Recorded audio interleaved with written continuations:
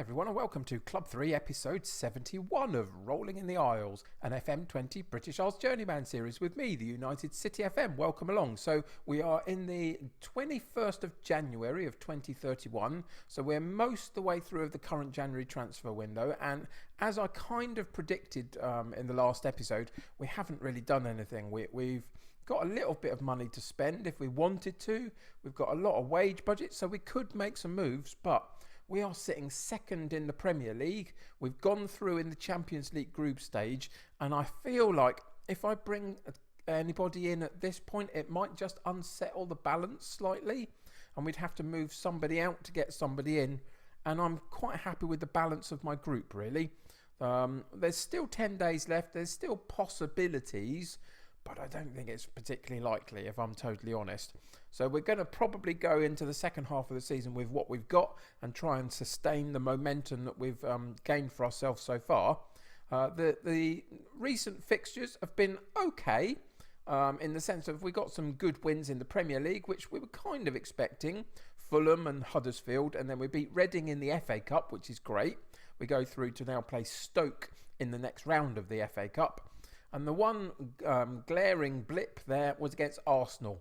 And occasionally, and it doesn't happen to us very often if you can look back through this particular season again, occasionally one of these big sides show up, and for whatever reason, on their day, they're just really, really good. It happens. There's some good players, some good team setups, and they came and they absolutely dominated that game. There's not a lot I could do about it. It felt like we were at home, but all the way through the game, we really, really struggled against Arsenal. And eventually, they took the 3 points. But, as I say, all of that still means that even just on goal difference, which is still the bit of an issue, isn't it, really? We need to try and close that gap to Liverpool's goal difference if we can. But it's only on goal difference that we are second in the league. Both Liverpool and us on 52 points. Arsenal just behind on 50. And then we drop back a little bit to Tottenham and Man City on 46. So that's the way the current Premier League looks. So at this point, as I say, I don't really feel the need to go tinkering too much. We've been talking a lot recently over the last couple of episodes about the style of play that I have, and the fact that if we go and look at the fixtures again, you'll notice that it's all very one goal margins, etc. And we don't really dominate teams, but we're taking the points and nicking it from most teams. We had a bit of a period here for a few draws, but other than that, we're on the right side of wins most of the time. So in the end, I decided that we're going to have to take our pill and sort of take our medicine and swallow it this season and just keep going and trying to keep this momentum. And even if it's just one goal margins all the way through the season, just keep getting the points. We are not the finished article yet, and we're not quite at the point where we can unleash everything and go full bore at teams. We've still got to play a sensible way, it feels like, whilst trying as much as we can to be really in the shout for the Premier League title at the end of the season. That's the aim. We have to have that as the aim, really, at this point in January, to be equal on points with Liverpool at the top. Our aim has to be to see if we can topple them and, win the Premier League. That's the point of this season now. So whatever happens in the Champions League or the FA Cup or anything else is a bonus or something else that's going on by the side of what we're really intending to do, which is be as successful in the Premier League as possible. And we've still got all the big boys to play, including today. Remember the last episode? We had Man City and Manchester United about a month ago in terms of game time now. And what I decided was, looking through the fixtures, the next decent game really to come back for was actually again against Manchester United. So that's what we're going to do today, away from home. And then if you look later on, after we play Leverkusen in the Champions League first knockout stage, then we've got Man City, we've got Chelsea. Immediately after the second leg against Leverkusen, we've got Tottenham, Liverpool. So there's some really tricky games to come. If we can get through that particular period, through some of March, and still be relatively unscathed at the top of the table, I think then we've got a chance, because I think our run-in after that is pretty decent. So that's the period of time to come and have a look at. So what we're going to do next episode, we're going to come back in and we're probably going to play the Chelsea game, and the following game will probably play the Liverpool game. And so the next couple of episodes are going to be quite key. So I hope you'll join me for those. But for today, as I say, it's about Manchester United in the Premier League, away from home. They currently sit in 6th place. It's where they were predicted to finish, I think. It's the one club out of the top big 6 in the Premier League, the normal big 6, that I've really struggled in the last decade of the game. They've not won the Premier League for over a decade. They've only finished 3rd once, and this season were predicted 6th. So you can see that they are not quite the force that they once were. So does that mean that we are expecting to win? Well, away from home is always going to be tricky, but I would say we've got to have a good chance, surely. So let's go and have a look at the team, because there's actually not too much to talk about with the team, because everybody's pretty much fit. The only person that's just still coming back from their knock that they've had over the last couple of episodes is Batista in central defence. So he makes it back onto the bench now, and we're trying to get him some match time a little bit here and there just to build up his match sharpness. So Francois will continue to play in central defence, but he's done pretty well. And the other thing to tell you about is that Pauletta, I've dropped him back to the bench, and Monterese comes into the side again, just because Pauletta in the last 5 games has got 1 goal and no assists and an average rating of 6.6. And as our lead striker, that's not good enough. So Monterese gets a chance today, and so hopefully he'll take it and prove that he's a capable replacement for Pauletta, because it's just too inconsistent for my liking. Anyway, that'll do it with all the build-up and the blather from me. So let's go and have a look at the team. The team for today against Manchester United in the Premier League is ILM in goal, Romario and Francois in central defence, Osmani on the right back, Pellegrini at left back, Ivan, Vogel and Martinez in central midfield, Alot on the right, Gouveia on the left, and Monterese up top, with a bench of Batista, Bogle, Joku, Olashenko, Elliott, Farrow and Pauletta. So let's get into today's game and see what happens. So I've gone with the team talk that Man United's current form puts them in about 8th position in the form guide, and we're in 2nd position in the form guide. So let's go and show them why that is. Let's go and carry straight on from where we've been recently and demonstrate why we are currently at the top of the table with Liverpool.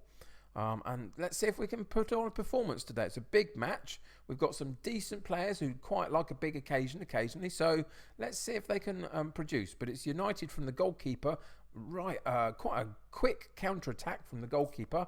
And eventually they found themselves right at the top of our penalty box. And Pellegrini goes in for a bit of a challenge there and gives away a free kick right on the edge of the area. Not quite in the penalty box for a penalty, but you can see there the ball placement for the free kick. Couldn't have got any closer, and he whips it into the far post and the header goes over the top, and we breathe a bit of a sigh of relief there. But Pellegrini diving in, not sure that he's going to be here next season. I think we might need a bit of an upgrade there. He's like 33 years old now, and I think it might be time to move him on. And I think down that left-hand side is where we could potentially improve a little bit. What a fantastic strike that was from Ben Godfrey, the central defender, Sir Ben Godfrey, sorry, one of my World Cup heroes. And the ball finds itself right at the top of the penalty box, and on the volley, their central defender whacks it home for a 1-0 lead to Man United. And I'm not quite sure how he managed that. He's actually playing in midfield today, but he's very much a central defender for me when he comes and plays for England anyway. Wow, what a strike that was. And we are up against it a little bit. Half an hour gone, 1-0 down, and we haven't really shown much of ourselves in this particular game so far. Gouveia with the ball, and Pellegrini loses out down that left-hand side, and they've had to go right the way back to the goalkeeper to set themselves going again, but they don't really do it. Poor clearance by the goalkeeper, and Osmani in our right back area picks up the loose ball, and we can settle the play down and hopefully keep the ball for a little bit and just let them chase us for a little while. And we are doing that pretty well. We've moved the ball nicely up, and then the shot goes slightly narrowly wide. Maybe we could have just carried that movement on a little bit more, got a few more players involved in that particular period of possession, but we took the pot shot from quite a distance in the end, and it didn't quite work out. Vogel in central midfield, out wide to Olart, one of the key players for this season. He's really doing great in terms of assists. Can he find another one? He can't. He goes for goal this time, and it goes straight at the goalkeeper quite harmlessly, and he plucks it out of the air with no major problems. You can see in terms of chances created, we are down on Manchester United. I guess that's what you would expect a little bit away from home against one of the big teams in the Premier League. But even so, I would still hope for us to be a little bit more impactful on this game. Can we do it here? Pellegrini to the byline, far post, and we can do it here. Far post corner, no, cross comes in from Pellegrini, right on the byline, and he finds the head of Olart on that far post, and Olart headers the ball into the back of the net, and we go 1-1 at 38 minutes, just before half-time. Plenty of space for Pellegrini there, and what a pinch, inch perfect ball. I can't get my words out today. Inch perfect ball for Olart on that far post, puts the header into the goal. Lovely, lovely move. And we are back level in the game. But just 2 minutes later, Man United have a go at us down the right-hand side. And they've put the ball in and gone 2-1 up. Again with the header on their far post. It was Wan-Bissaka on this near side with the throw-in. Eventually gets it back. And we lose him too much, and he gets a little bit too much space to think about his cross, and the cross comes in, and what a lovely header that is by Nygren on the far post for Manchester United.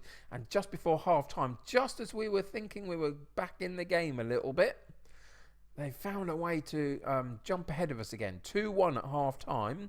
You can see that shots, they've had more shots and more attempts on target. We have had more possession, but it's been a little bit toothless for a lot of that first half. I think we might need to put a little bit of a rocket underneath them. Not because I desperately expect them to win at Old Trafford necessarily, but I expect them to absolutely give 100%. And I'm not sure they're quite doing that at the moment. So if we go assertively and say it's time for everyone to dig in and give everything you've got. And then we're going to tell them passionately that we believe in them. And just see if we can get an improved sort of competitiveness in the second half at least. So that'll do it for the team talks. There's no issues to take anybody off at this point in terms of conditioning, although these average ratings for our front three, not good, are they? So we will keep an eye on that in the second half. So into the second half we go. Let's see whether we can actually force our way into this game a little bit. And sort of control the possession, keep the ball, and make them chase us for a little while and frustrate them. That's the hope, that we just get ourselves in the game through that sort of mechanism. We managed to clear the ball off the line there from a free kick, I think it was, that came in from the far side. United had a good attempt, and we managed to claw the ball away. And we've reached the 70th minute with just that as one highlight. Again, we have not impacted this game enough. And so it's time to change some stuff around. So Gavea comes out and Farrow comes in. Monterese and Paoletta still not doing it up front. Unfortunately, there's just no consistency between either of them. One comes out because they're not performing well. The other one comes in, doesn't take their chance. It's really, really frustrating to get anything out of them in any consistent form. And then we're going to bring Olashenko into that attacking midfield role and just see if he can unlock something just behind now Paoletta up top. And let's see whether we can find a way to unlock this Manchester United defence one more time. And just before the end of the match, hopefully find a way to get even with them. But it looks like we're going to drift into nothingness again. Again, no highlights, nothing to talk about. It went from the substitutions at 70 minutes, and there goes the final whistle, and it was a really, really damp kind of performance. I mean, a brilliant goal from Godfrey from Man United. We did really well to come back from Olart with that really good header on the back post. And then after that, we just had nothing to offer. We had shots at goal, but it's just a little bit toothless. The possession was decent enough. Away from home, we got 57%. But against one of those big guys, unless you are clinical, you don't get anything from these games. And we weren't clinical. So assertively, I'm going to say I'm far from pleased. and we're going to come out the match day experience and see what that's done in terms of what other matches have happened around us today. And we've dropped down into third position. Liverpool obviously won their game. Arsenal won their game. They've jumped ahead of us, Arsenal, into second place.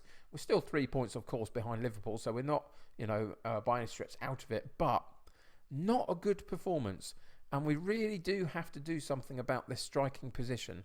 Now, am I going to be brave enough to do that now before the end of the transfer window when actually I don't think the quality's there? We could bring somebody in, but would they be the right somebody? Anyway, you'll have to leave that one with me. I'll have to think about that over the next 10 days of the game before the end of the January transfer window. So come back next episode and we'll be playing Chelsea after having played our first Champions League round against Bayer Leverkusen and Man City as well in recent days before that game. So come back and see how we've done with that. We'll play Chelsea and see if we can find a way to beat one of the big boys again and get some valuable points and see if we can stay with Liverpool and now Arsenal at the top of the Premier League. But that'll do it for today. Bit interesting, a kind of downbeat, I feel, after such a dour performance. But there we go. That's the way football works. So thanks very much for joining me today. Subscribe to the channel if you haven't already. Join my United City community. The more the merrier. If you haven't already, click that like button on this particular episode just because it helps me get seen by lots of other people. It shows me that you're connected to the content that I'm putting out. So thank you for doing that if you do. Go check out the link in the description to my merch store. Go and have a look at that for me. Tell me what you think about the stuff that I've produced there. Until next time, take care of yourselves. I'll see you very soon. Bye for now.